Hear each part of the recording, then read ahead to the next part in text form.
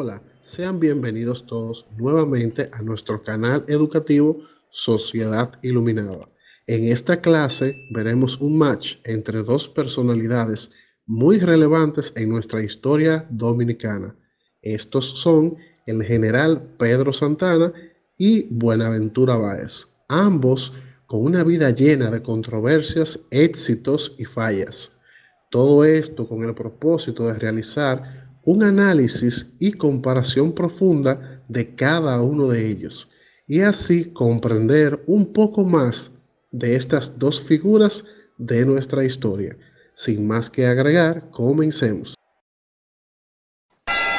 Bien, comencemos primero con el teniente general y marqués de las carreras Pedro Santana, que nació el 29 de mayo de 1801 en Hincha, una comunidad fronteriza que hoy día pertenece a Haití.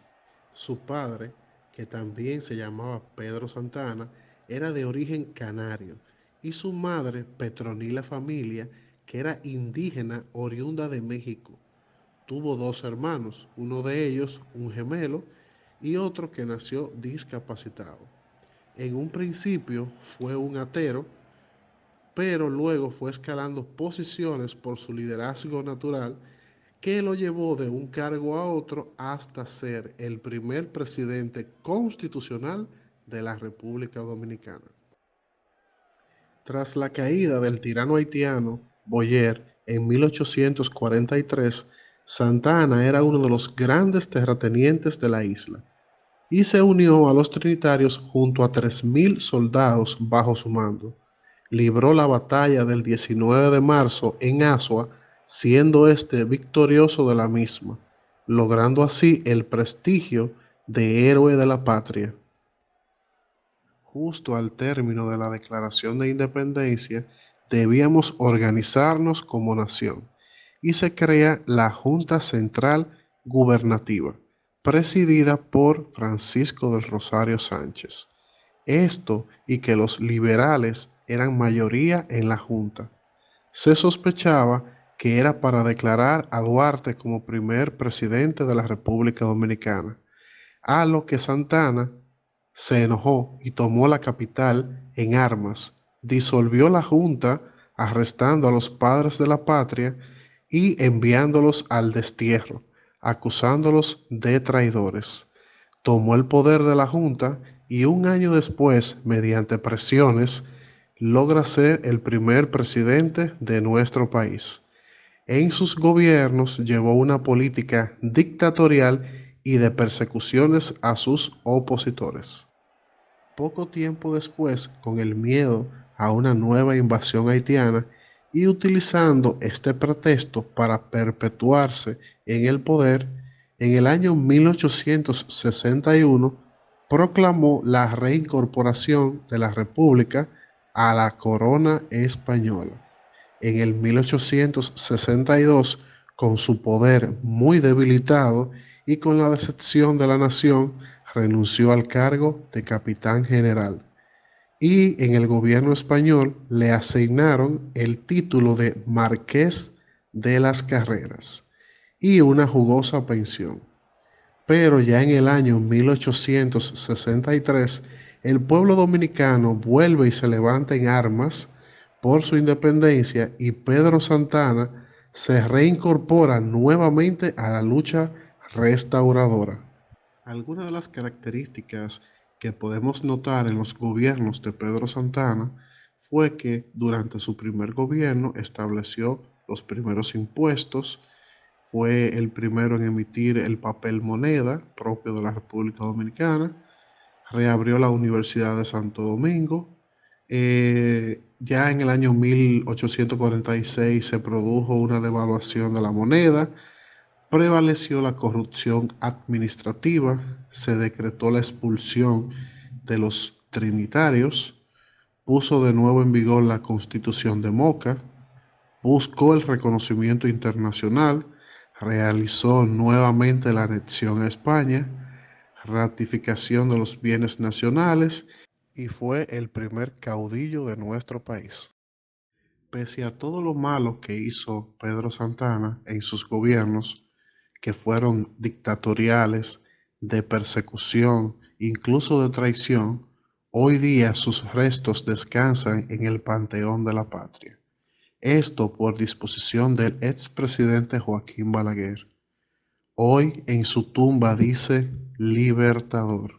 ¿Qué opinas sobre esto?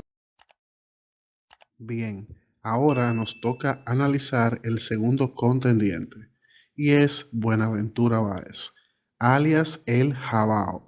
Nació el 14 de julio de 1812 en Cabral, República Dominicana.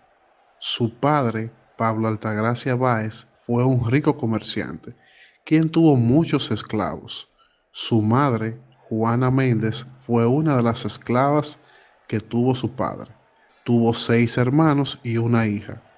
Logró ser muy influyente en la isla desempeñándose en lo que era el área de política, fue militar y comerciante, y finalmente presidente de nuestro país por 5 ocasiones.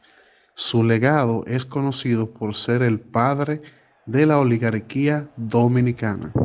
Báez, siendo parte de una familia adinerada, a muy temprana edad fue enviado a Francia a educarse. Gracias a esta educación, logró destacarse, logrando así un liderazgo en la sociedad.